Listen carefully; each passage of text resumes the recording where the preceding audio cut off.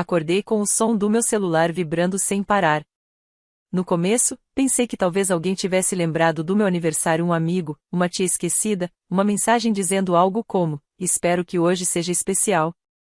Mas, na verdade, era do meu pai. Ele vendeu meu notebook. Disse que meu irmão precisava de um iPhone. E que eu deveria ser grata porque eles ainda me davam comida. Meu nome é Raquel, e não importa de onde você está assistindo, fica comigo. Porque, no meu aniversário, eu não ganhei bolo. Não ganhei um abraço. Fui roubada. De novo. E, dessa vez, eles não faziam ideia de com quem estavam mexendo. Não havia nenhum feliz aniversário na mensagem. Só aquela frase cruel, como se o aparelho pelo qual eu trabalhei tanto para comprar minha ferramenta de estudo, minha chance de conseguir uma bolsa, meu passaporte para a liberdade fosse algo que eles pudessem simplesmente tirar de mim sem pensar duas vezes. Fiquei olhando para a tela, em silêncio, atordoada.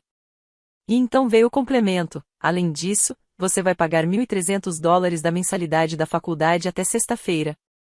Sem explicação, sem pedido. Apenas uma ordem. Do jeito que se fala com alguém que se acha dono. Sentei na cama. O cobertor ainda enrolado nas minhas pernas. E, pela primeira vez em anos, eu não senti nada. Nem choque, nem tristeza. Apenas um vazio estranho, limpo, no peito. Aconteceu de novo. A minha vida inteira, eu sempre fui a segunda opção, depois do meu irmão. Quando entrei para as turmas de honra, eles deram de ombros. Quando ele passou em educação física, fizeram uma festa. Quando levei um notebook para casa, quando comecei a fazer aulas extras e a trabalhar meio período num restaurante, eles diziam: finalmente, você começou a contribuir. E quando ele quis o iPhone mais novo, eles venderam a minha contribuição. Eu respondi com 2 palavras: sem chance. 10 segundos depois, minha tela acendeu de novo. Então some. Assim. Você é cortada. De uma hora para outra. Sem conversa, sem arrependimento, só o exílio por se recusar a financiar o filho favorito. Me levantei devagar e comecei a arrumar minhas coisas em silêncio. Eu não gritei. Eu não chorei. Eu já esperava por isso. Eu vinha me preparando para esse momento, mesmo que eles não soubessem. Para eles, eu ainda era menina obediente, que aceitava tudo calada e era grata pelas migalhas. Mas eles não sabiam que, nos últimos meses, eu vinha transferindo meu dinheiro para uma conta privada. Que eu tinha trocado a senha do portal da faculdade. Que já tinha conseguido moradia através de um mentor bolsista, só por precaução. Eles não faziam ideia do que estava por vir. Mas iam descobrir. Fui até a cozinha. Não tinha ninguém em casa. Só uma pia cheia de louça suja e uma faixa escrita Feliz Aniversário, Jason, do ano passado, ainda pendurada em cima da janela. Sentei à mesa e peguei o envelope pardo que tinha etiquetado 3 semanas antes, só por via das dúvidas, caso eles realmente me expulsassem. Lá dentro havia extratos bancários impressos, registros de saques, minha declaração oficial abrindo mão de qualquer responsabilidade pelas mensalidades do meu irmão, uma cópia do e-mail que enviei para a universidade dele na noite anterior, e uma carta curta, direta. Você não me criou. Só me drenou. Esta conta agora está vazia. E eu também peço desculpas. Coloquei o envelope bem no centro da mesa. Depois, fui embora. Sem bater portas. Sem música dramática. Apenas o clique suave da porta da frente se fechando atrás de mim e o ar frio da liberdade batendo no meu rosto pela primeira vez em anos. Na manhã seguinte, soube de tudo. Meu irmão estava em pânico. Minha mãe gritava. E meu pai ligava para todo número que conseguia lembrar. Eu tinha 10 anos na primeira vez que meus pais pegaram algo que era meu e entregaram a ele como se sempre tivesse pertencido a ele. Era uma câmera digital azul que ganhei num sorteio da escola. Meu primeiro prêmio de verdade. Eu guardava ela numa caixa de sapato debaixo da cama, tirando fotos de flores, de álbuns antigos da família, de qualquer coisa que me fizesse sentir que podia congelar um momento antes que ele sumisse. Até que um dia, sumiu. Procurei por toda parte, perguntei para minha mãe. Ela nem tirou os olhos do celular. Ah, se demos pro seu irmão. Ele precisava para um trabalho da escola. Seja grata por estar sendo útil. Seja grata. Essa era a frase preferida dela. Seja grata porque ainda te damos comida.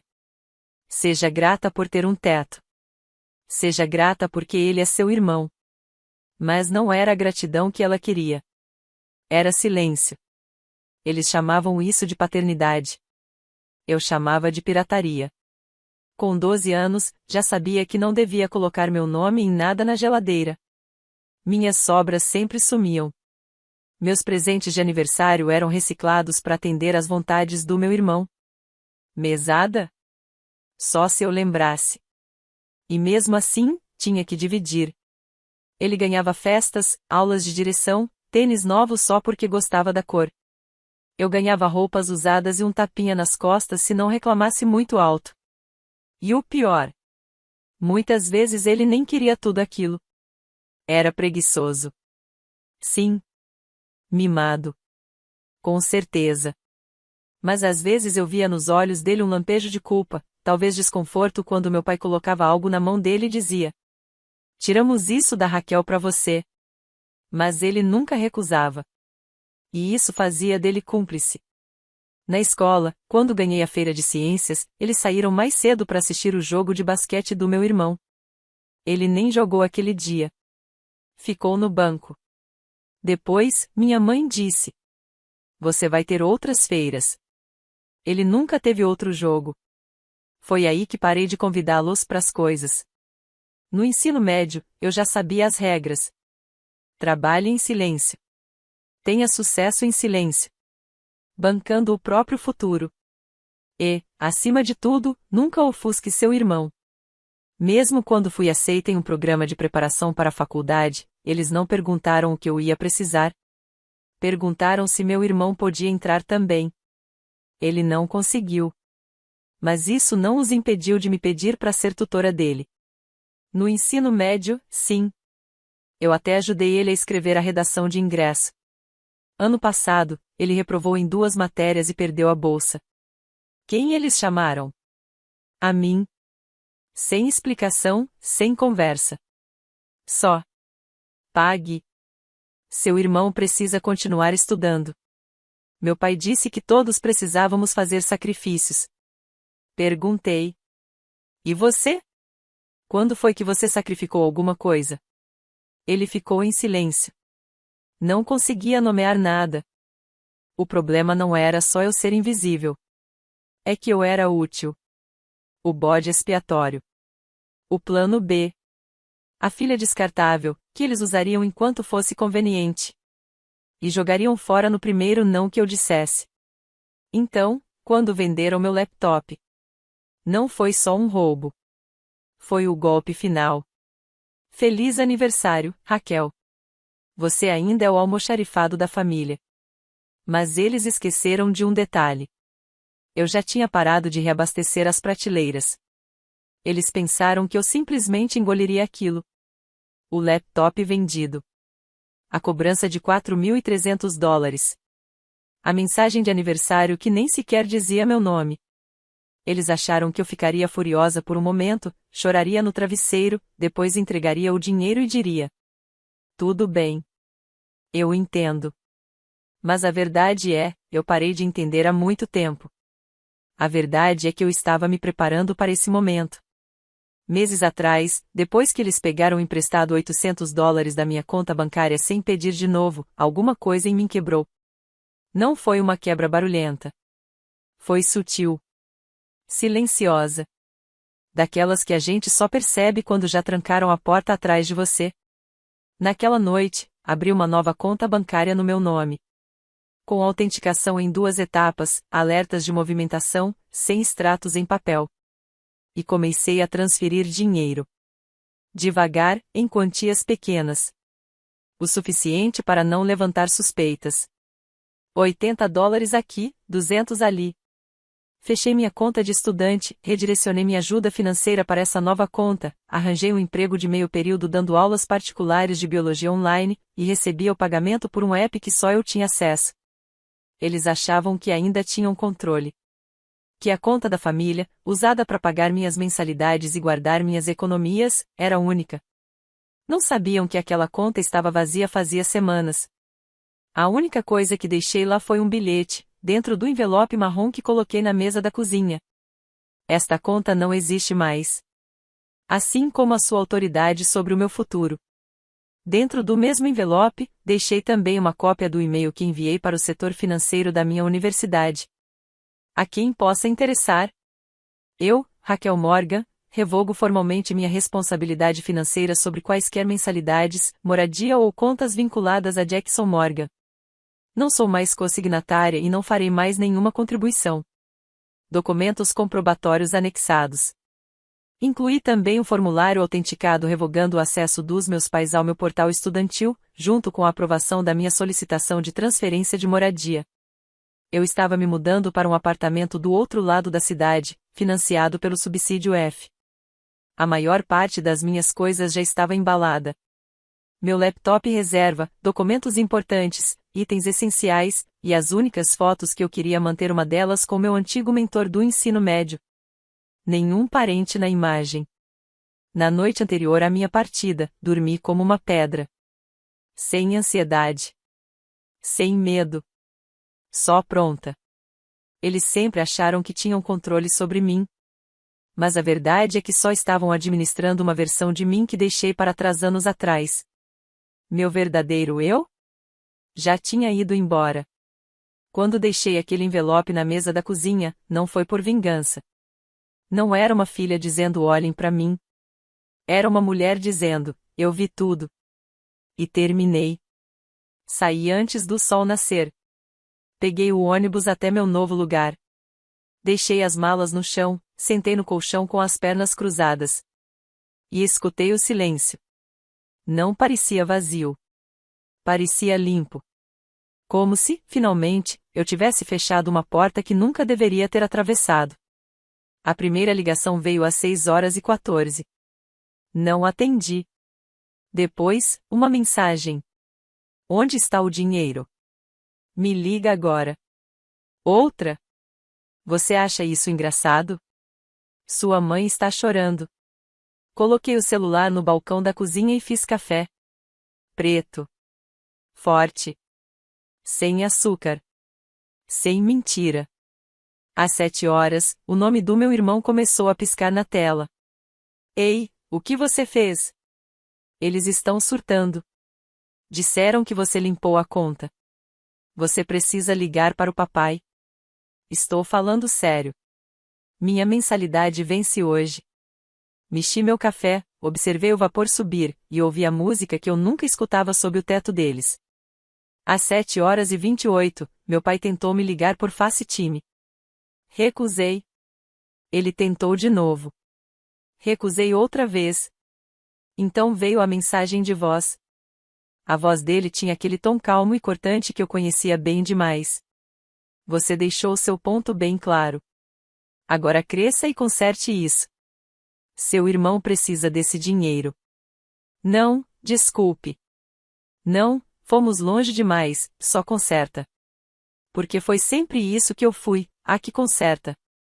A que preenche as lacunas. Que faz os pagamentos. Que engole a culpa. Nunca perguntaram como eu estava. Nenhuma vez. Só às 9h eles perceberam que eu estava falando sério. Que eu não estava escondida no meu quarto. Eu tinha ido embora. Foram até meu antigo apartamento da faculdade. Mas eu já tinha limpado tudo na noite anterior. As chaves estavam na caixa de correio. E eu troquei a fechadura. Ligaram para meus amigos. Ninguém respondeu. Tentaram falar com minha orientadora da faculdade. Ela os direcionou para a política de privacidade do aluno. Aí meu pai mandou outra mensagem. Isto é traição. Criamos você melhor do que isso. Quase ri. Criaram. Eu me criei. Entre livros emprestados e bicos de meio período. Enquanto eles tratavam o aniversário do meu irmão como um feriado nacional. Eu não respondi. Ao meio-dia, bateu o desespero. Só nos dê acesso à conta. É só isso que precisamos. Depois conversamos. É tudo o que pedimos. Sempre voltava ao que eles precisavam. Eles não estavam em pânico porque eu fui embora. Estavam em pânico porque levei o controle comigo. Porque, pela primeira vez, quando estenderam a mão para a gaveta chamada Raquel, ela estava vazia. E meu irmão, ele foi o primeiro a quebrar. Raquel, por favor. Tô ferrado. Disseram que você ia pagar. Você sempre paga. Fiquei olhando para a tela por um bom tempo. E então, pela primeira vez na vida, digitei sem tremer. Não mais. Ele respondeu com 3 palavras. Eles estão surtando. E eu acreditei nele. Porque é isso que acontece quando quem depende perde a fonte. Eles desmoronam. Eu não os bloqueei. Ainda não. Queria que eles ficassem ali, sentados no próprio silêncio. Mas, desta vez, o silêncio não vinha de mim. Dessa vez, eu não estava apenas quieta. Eu tinha terminado. O primeiro estalo real não veio de gritos dentro da casa. Veio de fora. Quando eles perceberam que não dava mais para sustentar as mentiras. A mensalidade do meu irmão vencia na sexta-feira. E eu já tinha revogado todos os vínculos legais entre mim e a conta dele. Sem fiadora. Sem contato de emergência. Sem responsável financeiro. O setor financeiro da faculdade tinha toda a papelada. Eu confirmei 3 vezes. Então, quando o pagamento foi recusado, não foi um erro. Não foi atraso. Foi intencional. Na manhã de segunda-feira, ele foi retirado do dormitório. Na terça-feira, apareceu o aviso no portal do aluno. Pagamento necessário para restabelecer matrícula. Ele não postou nada, ainda. Mas a notícia correu rápido. O garoto que tinha os pais que se gabavam do futuro brilhante. Cuja irmã cuidava de tudo nos bastidores. De repente não estava mais matriculado. E eu não disse uma palavra. Mas o silêncio, como aprendi, faz barulho. Quando as pessoas estão acostumadas com a sua obediência. Na quarta-feira, ele finalmente explodiu. Postou uma story borrada no Instagram. Mesa de cafeteria, livro aberto, legenda amarga. A família finge que te apoia, até não apoiar mais. Depois veio outra. O abandono é real. Ainda mais quando vem de quem te deve tudo. Ó. A garota que emprestou livros, revisou redações, ensinou a montar um orçamento. Eu andevia isso a ele? Não respondi. Mas eu não era a única vendo.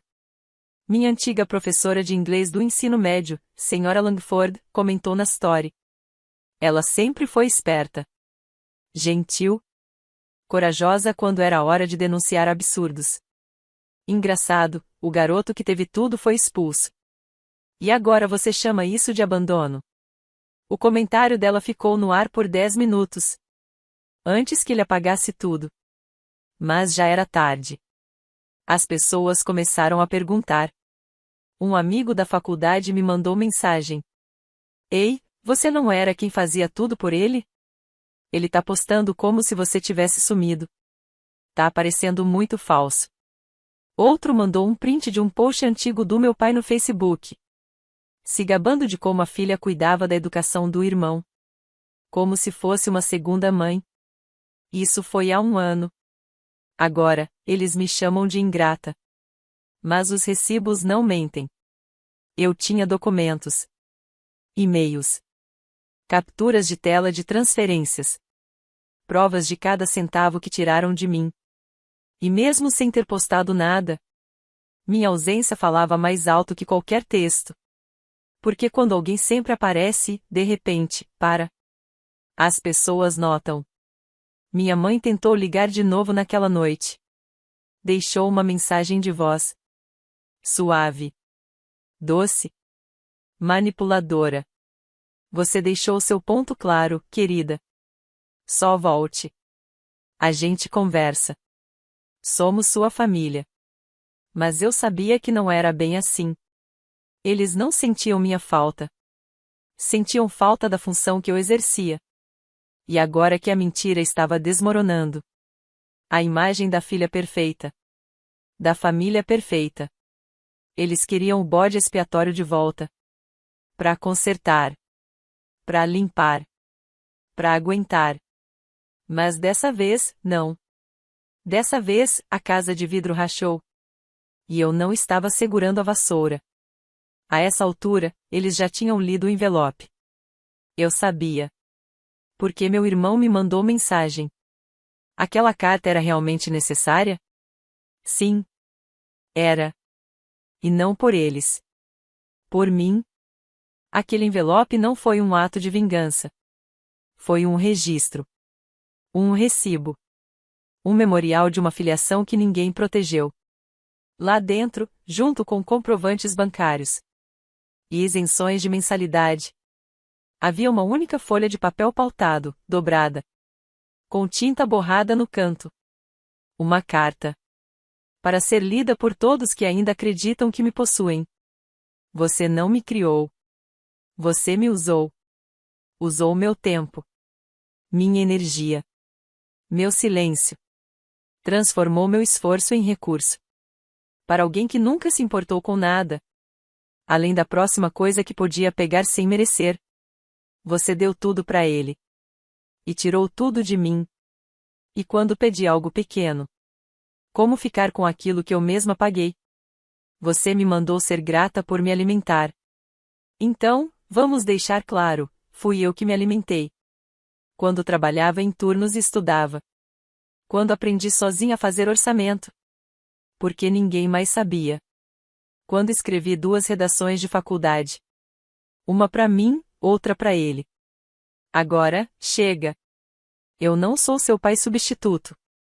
Não sou a prova da sua boa criação para postar no Facebook. Quando convém. Sou sua filha apenas no nome. E, a partir de hoje, nem isso mais. Você não pode exigir nada. De quem você descartou. Não pode gritar ingratidão. Para quem manteve sua casa funcionando em silêncio. Não pode roubar minha voz. E depois implorar para eu falar. Quando as paredes começarem a tremer. Você me mandou ir embora? Perfeito. Porque eu nunca me senti mais em casa. Do que agora fora das suas paredes. Boa sorte. Não por ódio. Por cura. Raquel. Esse era o significado do envelope. Não era sobre dinheiro. Nem sobre o laptop. Era sobre deixá-los ver em palavras, em tinta, em definitivo. Que a menina que eles criaram para se dobrar tinha se levantado. E que eles não tinham mais força para empurrá-la para baixo de novo. Meu pai nunca respondeu. Minha mãe ligou 2 vezes e desligou. E meu irmão? 2 dias depois, postou uma selfie na academia. Não dá para confiar em ninguém hoje em dia. Mas pelo menos ainda tenho a mim mesmo. Olhei para aquilo por um segundo. E fechei o aplicativo. Porque era esse o ponto. Ele ainda tinha a si mesmo. Pela primeira vez na vida. Teve que se segurar sozinho. Sem mais boia de salvação. Sem mais irmã quieta para carregar a vergonha. Sem motor invisível puxando ele para frente. Ele estava exposto. E eu, finalmente, fui vista. Mesmo que eles nunca digam isso. Mesmo que jamais admitam. Quando você deixa a verdade sobre a mesa, o barulho mais estridente da casa passa a ser o silêncio que se instala depois. Eu não fugi, eu saí. Há uma diferença enorme. Fugir é pânico, é medo, caminhar é decisão. E, no dia em que me afastei daquela casa, daquela família, daquele ciclo infinito de controle disfarçado de cuidado, não olhei para trás. Meu novo apartamento não era grande coisa, um colchão no chão, uma cadeira, uma cozinha precisando de faxina, mas era meu. Cada centímetro estava livre das exigências deles. Pela primeira vez na vida, soltei um suspiro de verdade, profundo o suficiente para alcançar partes de mim que não sentia desde criança. Trabalhei fins de semana numa clínica, terminei o semestre em dia, comecei terapia com bolsa de bem-estar estudantil. Quando minha terapeuta perguntou o que seria cura para mim, respondi liberdade. Que tipo? Ela quis saber. Sorri, do tipo em que eu não me encolho quando o celular vibra. 2 semanas depois, desativei as notificações, 3 semanas mais tarde, já dormia melhor. Uma noite comprei um bolo simples de baunilha, com uma única vela. Estava 2 meses atrasado, mas não importava.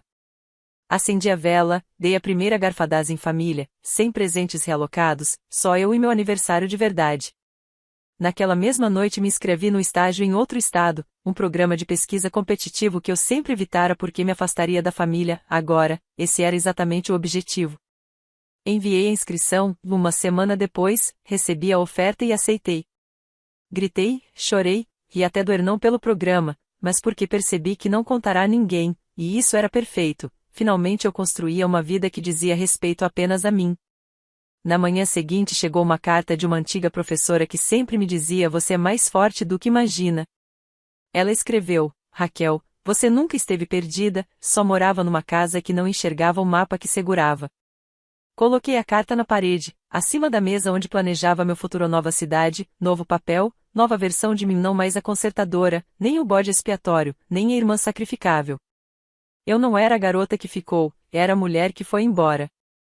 6 meses depois, ergui um certificado diante de um auditório lotado de alunos, mentores e profissionais de saúde, excelência em pesquisa e liderança acadêmica Raquel Morgan.